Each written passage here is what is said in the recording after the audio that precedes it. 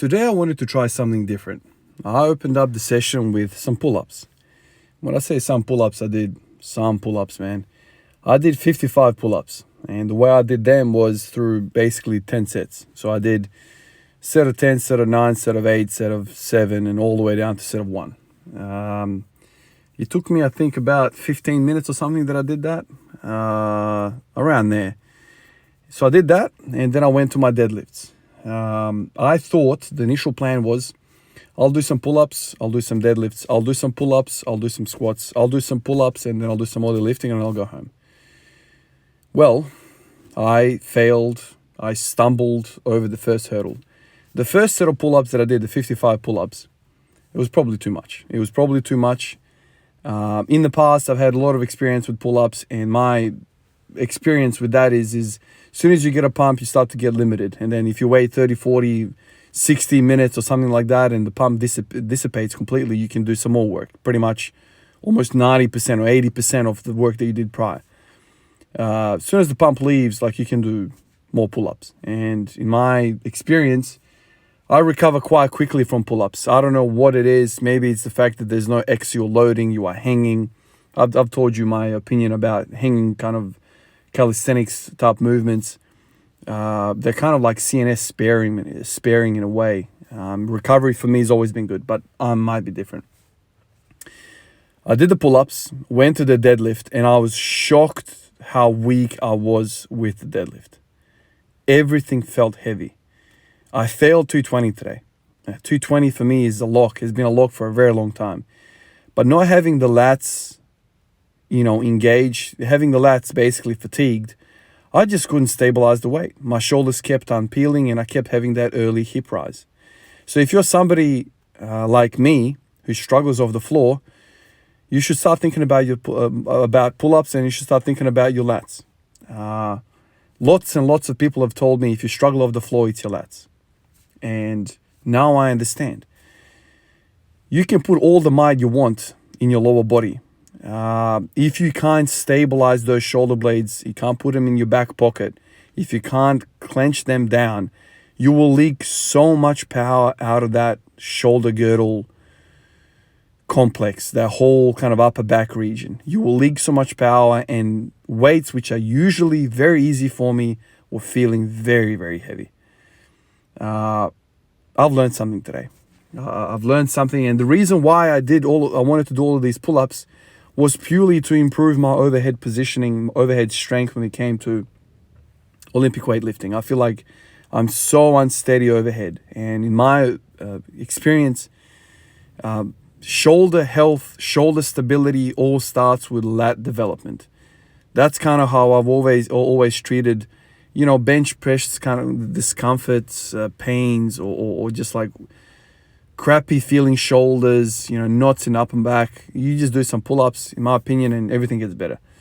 I feel like we are, I don't know, almost like monkeys, right? We're primates in I don't know how we're built, and so anything hanging is good for us. Anything pulling is good for us. Anything pushing seems to at least tax me a whole lot more than pulling exercises. I've always said it, man. Pull-ups are like the most, how should I say it, man? The most basic, intuitive exercise that you can kind of do. I don't know. To me, it's kind of like, it's almost like I feel my body's thanking me for doing it.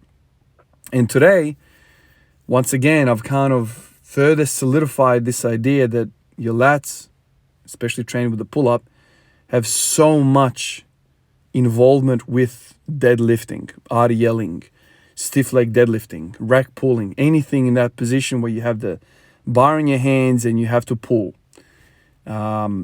Maybe this is why, I don't know, there's so many things running through my head. Maybe this is why I always kind of had a better deadlift. Although you should probably have a better deadlift, but I don't know if I should have a 265 deadlift and a 212 squat, even though I spent a lot of my time squatting. Maybe the way I grew up doing all those push-ups and pull-ups, lots and lots of pull-ups, I don't even know when I started, man, 12 years old, 15, something like that. I reckon it was more, sooner than 15. I remember seeing my dad doing pull-ups when I was a kid, man. So I would have done pull-ups earlier. So maybe during my developmental years, I kind of did pull-ups and I made some connections. I don't know. My muscles are just, I don't know. I'm better at pulling than pushing. That's kind of always been my experience. And today, after doing all these pull-ups, man, my deadlifts felt so unstable, so weak.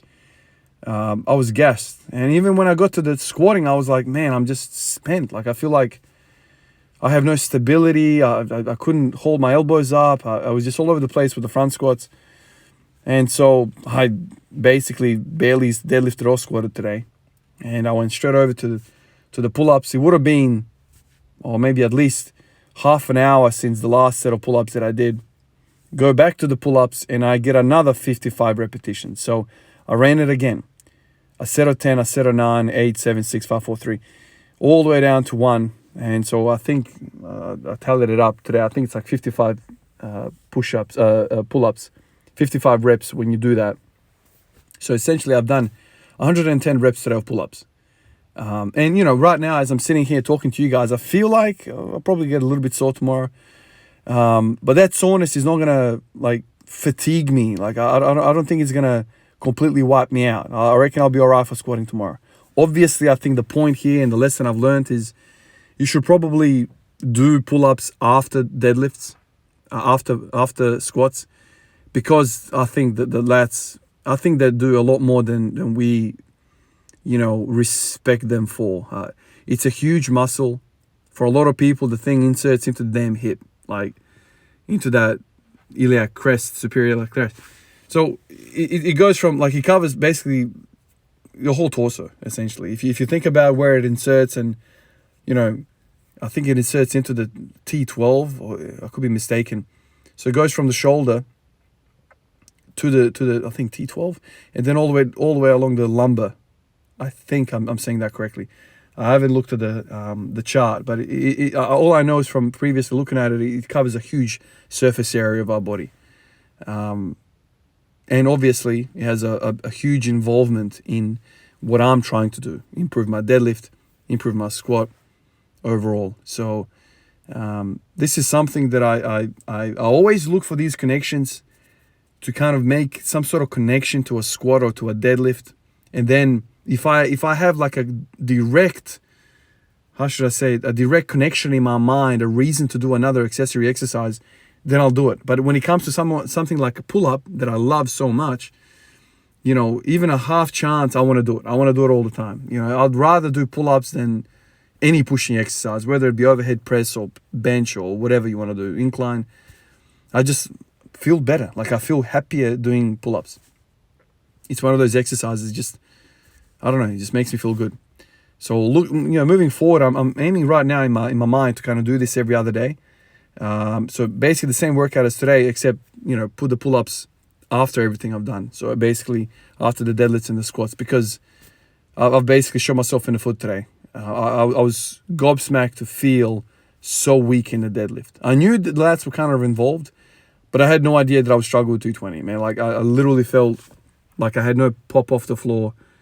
I really kind of learned how much to respect the lats. So the pull-ups are back. I'm going to try to do them all the time. I've got several reasons now to get better at Olympic weightlifting. That's kind of the initial seed of thought. You know, I want to make sure I don't snap my shoulders, you know, and I think a lot of people have told me to do face pulls and things of that nature. But for me, like, I've never had shoulder problems. And I think it's because I've spent so much time on the bar and doing pull-ups every which way, chin-ups, medium grip, wide grip. I'm doing wide grip so I can kind of mimic that snatch position overhead. So if I can, you know, have a strong set of lats on me, I'm going to, I think, prevent, you know, because when the bar is overhead, man, anything can happen, man. So you want a really strong, stable base. And I think that base is lats. It's lats, it's lats, it's lats. So I'm going to do that. And obviously, like, one of my long-term goals is to get to 30 pull-ups, right? 30 dead hang pull-ups. That's always been one of my goals. Obviously, it's lower on the ladder compared to the deadlifts and the squat goals, but I like doing them. And now I can see clearly there's a tie to the rest of the goals up the ladder.